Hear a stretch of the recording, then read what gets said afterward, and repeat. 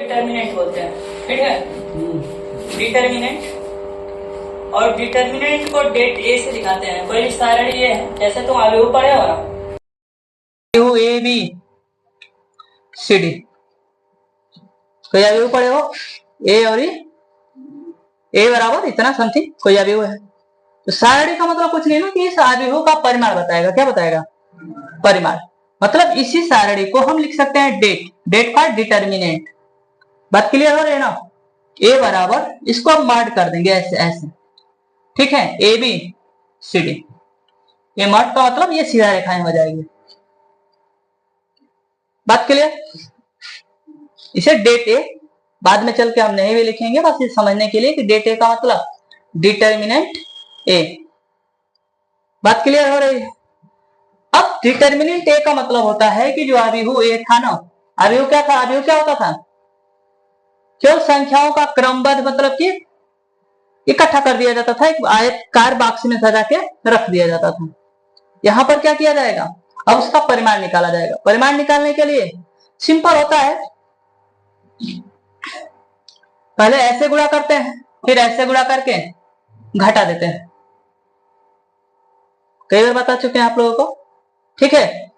पहले ऐसे गुणा, फिर ऐसे गुणा करके घटा देते हैं, तिर्यक गुणा करके। मतलब ए का जो परिमाण आएगा वो कितना आ जाएगा? A into D minus C D. कोई डाउट? क्लियर हो रही बात है? तो इसका मान निकाल लो।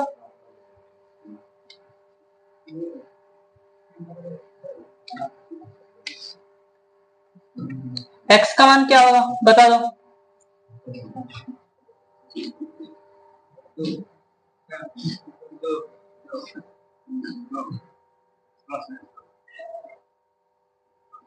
कैसे? हाँ, x square minus equal to, है ना, इसका आपस में गुणा, फिर आपस में गुणा करके घटा देना है। मतलब एक्स गुणा एक्स का स्क्वायर है माइनस दो दूना के equal to 0। Then x square बराबर एक्स बराबर प्लस माइनस 2। ये सबको आ रहा है कि नहीं आ रहा है?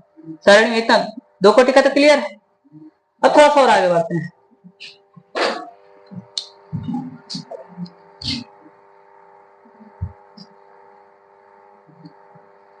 उदाहरण नंबर 2 देख लीजिए तो, कि आप सॉरी किताब का अपने उदाहरण नंबर 1 देखिए। उदाहरण नंबर 1,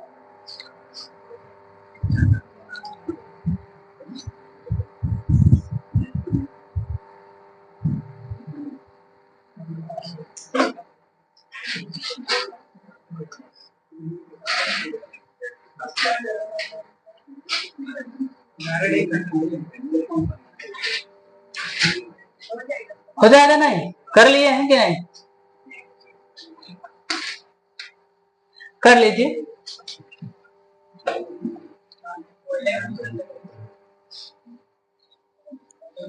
उदाहरण नंबर 1, उसके बाद उदाहरण नंबर 2। उदाहरण नंबर 2 भी आसान है। उदाहरण नंबर 2 है x x plus 1 x minus 1 x का मान ज्ञात करना है। कर लेंगे ना अनुज पांडे? हम आप पे घुस जा सकते हैं, ठीक है। हम सच बताते हैं, ईमानदारी से पढ़ाते हैं, तो मुझे ईमानदारी से पढ़ने वाले लोग भी चाहिए, और नहीं है तो मैं नहीं पढ़ाता हूँ। खुशिया लो तो जा हल्का नहीं करो, लाज लगाता कदीप सर जी ना 10 दिन टाप मार दें।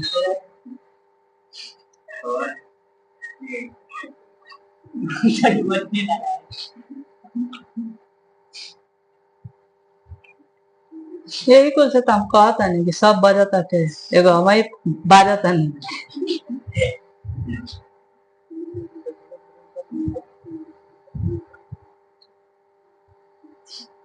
हो गए लो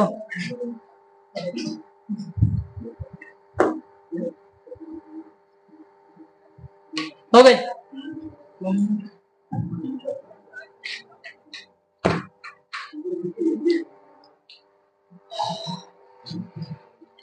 कर लिया ना, एक्स स्क्वायर माइनस, गुणा करिएगा तो ये आएगा एक्स स्क्वायर माइनस ए माइनस बी ए प्लस ए स्क्वायर माइनस बी स्क्वायर। जब इसको सॉल्व करिएगा तो ये 1 आ जाएगा। ठीक है, अब देखो 3 क्रॉस 3 कोटि का निकालना है। ठीक है, तो इसके लिए ज्यादा अपॉर्चुनिटी हो जाती है। ज्यादा अपॉर्चुनिटी का मतलब ध्यान से देखो, ये A11 है, ये 1 2 है, ये 1, इसका मतलब सब समझ रहे हैं ना, पहला पंक्ति पहला स्तंभ, पहला पंक्ति दूसरा स्तंभ, पहला पंक्ति तीसरा स्तंभ। उसी तरह से दूसरा पंक्ति पहला स्तंभ, दूसरा पंक्ति दूसरा स्तंभ। ठीक है, तीसरा पंक्ति तीसरा स्तंभ। बात क्लियर? अब इसमें चाहोगे तो R1 से भी तोड़ सकते हो, R2 से भी तोड़ सकते हो, R3 से भी तोड़ सकते हो। बात क्लियर? अब R1 से तोड़ने के लिए कुछ नहीं करना होता है। R1 से अगर हम तोड़ रहे हैं, विस्तारित करते हैं, विस्तारित तोड़ने का मतलब विस्तारित करना। ठीक है, तो ध्यान से देखो, हम आपको पहले भी बता चुके हैं कि अगर इसे तोड़ रहे हो तो इस पंक्ति से तो कोई लेना देना नहीं है। दूसरे नंबर बात, अगर इसको रखे हो तो बाकी जो बचे इनको ढक लो, बाकी जो बचे उनका तिर्य गुणा जैसा भी किए थे, माइनस ऐसे गुणा। बात समझ में आ रहा है? फिर मैं बताया हूं कि जब इसको गुणा करने जाओ तो यहां माइनस लगेगा। बात क्लियर है? इसको गुणा करने जाओगे तो माइनस, मैंने बताया ना कि आरी प्लस बीच में माइनस, आरी प्लस बीच में माइनस, बोले नहीं ना है? ठीक है, तो जब इसको जब गुणा करने जाओगे तो माइनस लगाओगे, बाकी इनको ढकने के बाद इन दोनों में, ऊपर वाले से तो मतलब नहीं, इनमें से ऐसे तिर्यक गुणा फिर ऐसे गुणा करके घटा दोगे। बात क्लियर? प्लस आरी प्लस, इनको प्लस, अब इनको जैसे ही ढकोगे तो तुम्हें बचेगा ये माइनस इतना। ठीक है, इसका अभी कुछ नियम है, फिर अभी बताएंगे, बस अब तो इसको बेसिक चीज जान जाओ ताकि आपको कोई कंफ्यूजन। इसको तोड़ोगे तो फिर लिख लोगे ऐसे, क्या हो जाएगा A22 A23 A32 और A33। ठीक है, याद है अभी वो पढ़ रहे थे तो उसका सखंडज निकाल रहे थे कि नहीं? सखंडज निकाल रहे थे कि सहखंड निकाल रहे थे? सहखंड निकाल रहे थे, याद है कि नहीं? नहीं पढ़े हो? जाके पीछे देखो ना, कुछ ऐसे जैसे कि इनको देंगे ना इनका सहखंड, तो इनको और इनको ढक लो, जो बच रहा है उसका सहखंड हो जाएगा। पढ़े हो कि नहीं? यम माइनर कुछ करके था, माइनर अभी माइनर मैट्रिक्स कर दे, क्या हो ना?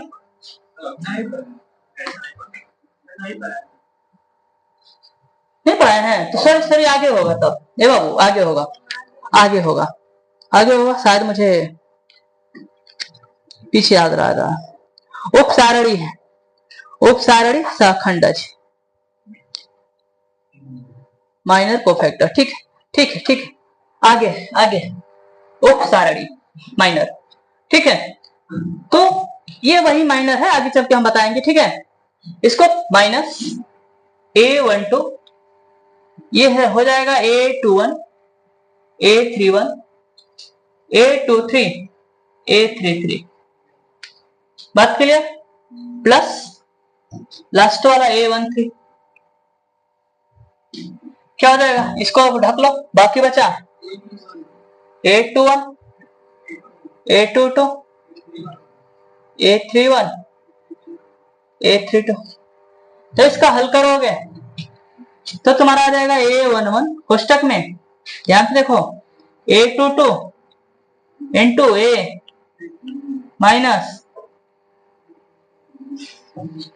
देख लेना ध्यान से, क्रम है इसमें 1 1 है तो इधर 1 कहीं नहीं दिखेगा, अगर 1 है तो 1 कहीं नहीं दिखेगा।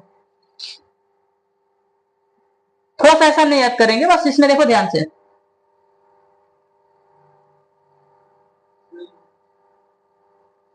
अभी कुछ पैटर्न नहीं बन रहा है। ठीक है, पैटर्न नहीं बनता है, वो ABC वाला मेरा पैटर्न बन जाता है, फिर भुज का जब वो क्षेत्रफल निकालने के लिए पीछे पड़े है ना, उस फॉर्मूले में पैटर्न बनता है, तो मुझे लगा कि इसमें पैटर्न बने, पैटर्न नहीं बन रहा है। A12 इधर क्या हो जाएगा A21 A33 minus A31 A23 plus A13 A21 32 minus 31 A22। समझ में आ रहा है कि नहीं? इतना आ रहा है कि नहीं आ रहा है? ठीक है, अब यहां से आप लोग एक मान निकालो, उसके बाद बतियाते हैं। 2 3 4 6 1 2 0 3 1, इसका मान निकालो जल्दी से, फिर बतियाते हैं।